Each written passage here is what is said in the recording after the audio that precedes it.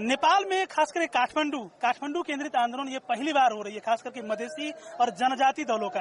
मधेसी और जनजाति दलों ने पहली बार काठमांडू केंद्रित आंदोलन कर रहे हैं और ये काठमांडू केंद्रित आंदोलन खास करके राजधानी केंद्रित में भी सिंह दरबार का घेराव कार्यक्रम बनाया गया है, यानी कि सिंह दरबार में कोई भी मंत्री या कोई भी अफसर ना जा पाए। ये सिंह दरबार की मुख्य गेट है, यानी कि दक्षिणी गेट, और दक्षिणी गेट में इसी तरह से सभी मधेसी आवत, जनजाति आवत पार्टी वालों ने घेर रखा है। हमारे साथ तराई मधेश लोकतांत्रिक पार्टी के उपाध्यक्ष श्री बिरखेत चंद्र लाल जी हैं, उनसे हम बात करना चाहेंगे। सर, आप लोग क्यों आंदोलन कर रहे हैं? देखिए, वास्तव में ये आंदोलन अगर दो शब्दों में कहा जाए तो ये बराबरी का आंदोलन है। हम यहाँ के मधेसी, यहाँ के आदिवासी, यहाँ के जनजाति, यहाँ के दलित, यहाँ के मुस्लिम, हम लोगों के साथ दोहरी नागरिकता के साथ दूसरे नागरिक के हिसाब से यहाँ बर्ताव किया जा रहा है। हम चाहते हैं बराबरी का अधिकार हो, सबको समावेशिता हो और इस संविधान में सबको समान माना जाए। यहाँ जो नेपाल का अभी जो राज्य है उस पर 1/3 लोगों का वर्चस्व है। वे आदिवासी को, जनजाति को, मधेसी को दबा के रखना चाहते हैं, अभी तक दबा के रखे हैं। यह आंतरिक उपनिवेश का मामला है, इसलिए हम इसके विरुद्ध में लड़ रहे हैं और हम चाहते हैं कि एक ऐसा संविधान नेपाल में हो जिसमें बराबरी हो, जिसमें समानुपातिक समावेशिता हो, जिसमें जनसंख्या के हिसाब से हमें मताधिकार मिले। लेकिन अभी जो संविधान जारी किया गया है वो संविधान इन सारे सिद्धांतों के प्रतिकूल, प्रतिगामी संविधान को जारी किया गया है।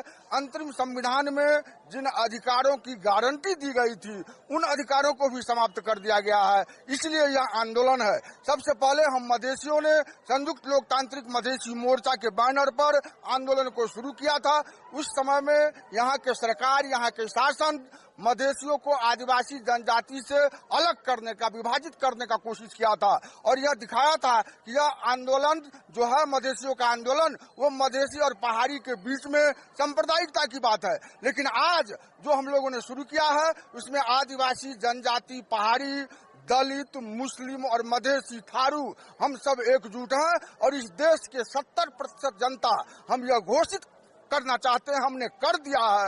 यह हमारा उद्घोष है कि यह संविधान हम सभी का संविधान नहीं है, यह 1/3 वर्चस्ववादियों का संविधान है और इस संविधान को खारिज किया जाए, दूसरा पुनर्लेखन किया जाए और संविधान सभा से जनता का संविधान बनने का जो बात था उसे पूरा किया जाए।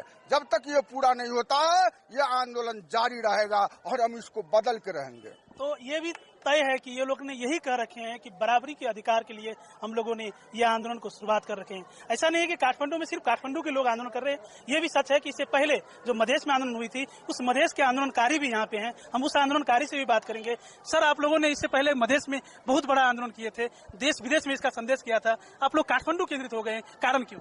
कारण कि विगत 6 महीना से हम लोग लगातार निरंतर सड़क पर लड़ते रहे और 62 से ज्यादा लोगों के ये सरकार सीधे छाती में और माथा में गोली मारा और वहां से इतनी घचघचाने के बाद में दुनिया के हर जगह पर ये कहता है कि नहीं, ये हम संविधान दे दिए, अधिकार दे दिए है। तो हम लोग देखें कि हम लोग का मीडिया भी कवर नहीं कर रहा है।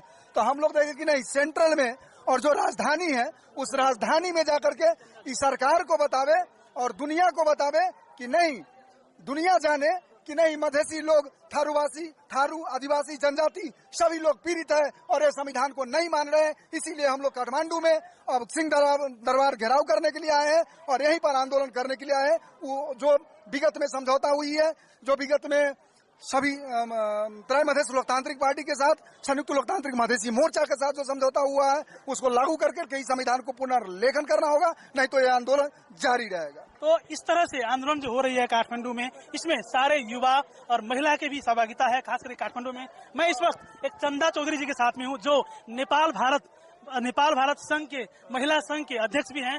अब चंदा जी, कहीं न कहीं इस आंदोलन में भारत को भी जोड़ा जाता है और आप भारत नेपाल दोनों को प्रतिनिधित्व करते हैं, आप क्या बताएंगे?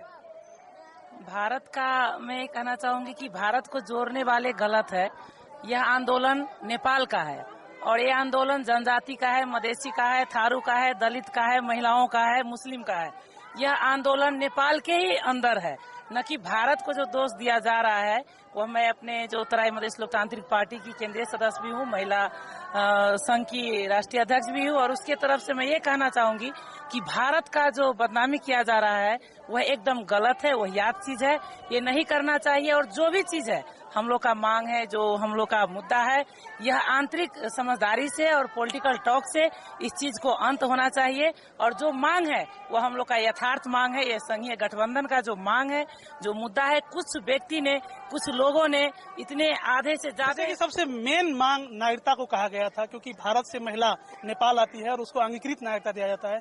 ये क्या मेन मामला था, ये थोड़ा बता दीजिए। यह मामला जो हम लोग का अंतरिम संविधान में 2063 का संविधान में वही होना चाहिए कि वैवाहिक नागरिक होना चाहिए, न कि अंगीकृत नागरिक और वंशज नागरिक में कोई फर्क नहीं होना चाहिए। हम लोग का मांग ये है कि भारत से जो संबंध जुड़ता है, नेपाल भारत का संबंध शादी विवाह का संबंध है, यह संबंध पौराणिक है, प्राचीन काल से है। वह अंगीकृत नागरिकता को हम महिलाएं चाहते हैं कि वह वंशज और अंगीकृत में कोई फर्क न हो। जो वंशज इस नेपाल में वंशज के नागरिक जिस पोस्ट पर जिस जगह जा सकते हैं, वो अंगीकृत जिसके पास नागरिकता है वह भी उसका हकदार हो। दो किस्म का तो ये लोगों का आंदोलन का एक मेन मांग, एक मेन यथार्थ ये भी है कि नेपाल में जो रोटी और बेटी के संबंध है भारत और नेपाल के साथ में, उसको भी एक जायज रुतबा मिलो, क्योंकि वहाँ से जो बेटी आते हैं नेपाल बहू बन के, उसको एक नेपाल के नागरिक की तरह एक व्यवहार किया जाए। कैमरा पर्सन विकास कुमार के साथ Virendra KM, ABP news, Kathmandu.